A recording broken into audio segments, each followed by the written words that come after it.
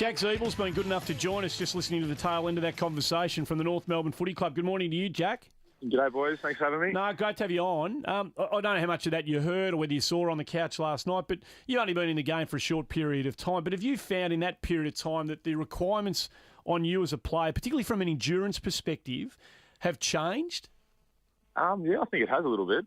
I mean, with the introduction of the sub rule and obviously this pre-season, the two subs in the NAB Cup, it puts a greater emphasis on endurance and players' fitness out on the ground, because the sheer fact of the matter is that the rotations are going to have to drop because there's not as many people on the bench. So that puts pressure on the players to stay out there for longer. And I think that to be able to do that and play the game at the fierce rate it's played at these days, players are going to have to be fitter as well. Hey, Jack, good morning. It's Tim here. There would be a minimum level of endurance required for anybody who might have been considering playing as a midfield player, would there not, at North Melbourne and any other AFL club for that matter? Yeah, I'm pretty sure there would be. I mean, you can't sort of be playing in the midfield at AFL level and not be fit. So, and that would just be letting your teammates down and that sort of thing. So I think there is a minimum required across the board. There would be. But you would have been told that when you first arrived, say even 12 months ago. Look, Jack, if you want to play in the midfield, you've got to get your running capacity up to whatever the measurement might be at North Melbourne. Yeah. I'm pretty sure that was the case, and I had to go away and work pretty hard on that, and I sort of got there in the end, and still, as now, I'm still looking to improve on that facet of my game, so hopefully we can do that and keep working hard. It was actually Paul Roos that criticised your endurance last year. I mean, how did you react to that?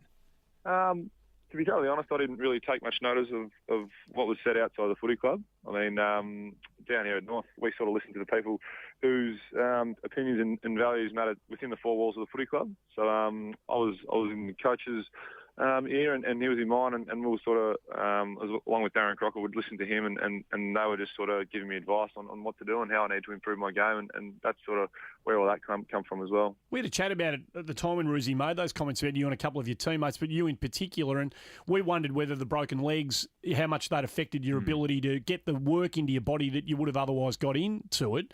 How big a setback were those injuries in terms of you being the endurance athlete that you wanted to be? Yeah, I mean, it's not ideal, obviously, but it's coming your first pre-season, and I got just about my first year as a first-year player. You don't do all of the pre-season, but as much work as I could have got in, I got in, and my first year of football, I broke my leg, obviously, so I thought I was making some inroads there, and then all of a sudden you sit out for 10 weeks and then have hip surgery as well, and you sit out for another 10 weeks, and all of a sudden you've been on your bum for 20 weeks and haven't run for that long, and I think you sort of lose everything you've already gained. So then I got back to the next pre-season, and I sort of started making inroads again and started improving. And then before you know it, I broke my leg again, and the same thing happens. You're out sitting on your bum for another 10 weeks, and feels like everything you've put in over the last couple of years, it just sort of falls away and gets a little bit hard at times, but then again, it's a part of footy, and you've just got to deal with that sort of stuff. So you feel the best you've ever felt going into a season right now? Yeah, it's a bit of a cliche saying that, but yeah, I think so. Finished the pre-season, a second year in Utah this year, over there in America, and the high altitude training, and I think that a long pre-season with the boys and with the majority of work being done, I think, I feel pretty good at the minute. One player that a lot of North Melbourne supporters are hoping they're going to see a bit more of as well, certainly alongside you through the midfield, is Liam Anthony. He's been restricted every single season that he's played, in the competition. How's he travelling? Yeah, LA, he's going really well at the minute. Obviously last year, hurting his shoulder, it was a bit disappointing for him early in the season. Couldn't string too many games together, but hopefully this year he can sort of help us a little bit through the midfield and down back and sort of chime in and play a lot more games as well.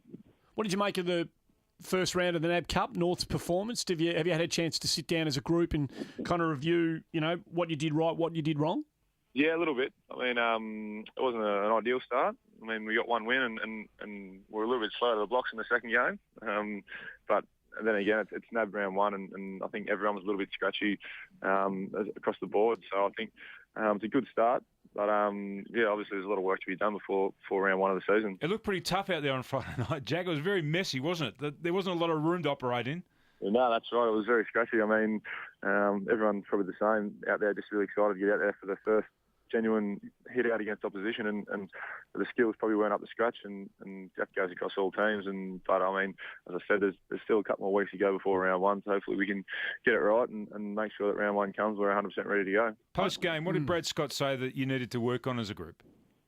Brad actually didn't talk a whole lot after the game. But I think the group sort of identifies this year that their skills are a big area for improvement, and making sure that we don't overuse handballs and try and invent the perfect play and stuff like that. So I think getting our skills right and giving our forwards every opportunity to mark the ball inside 50 would be the number one thing. Hawthorn, I know you want to focus on yourself more than any opposition team at this time, but that first 10 minutes they played against you was pretty red hot.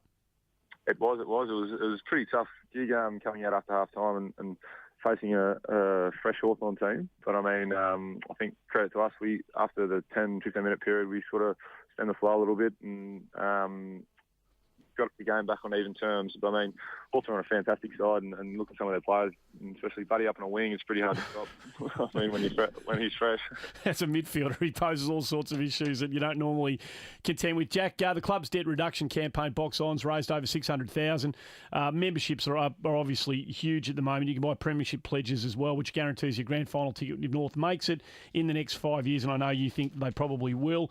You can also get your name on a match day jumper, but be quick, time's running out. Log on to kangaroos.com.au now to help the Roos knock down debt. Crucial that you can. You've seen the turnaround in the facilities down at Arden Street in your time at the footy club, and can only get better and better. Mate, good luck for the rest of the season. Good luck for the rest of the pre-season, and thanks for coming on the show. Thanks for having me, guys. Good on you, Jack Ziebell. What a good young man and a good young footballer he is for the North Melbourne Footy Club.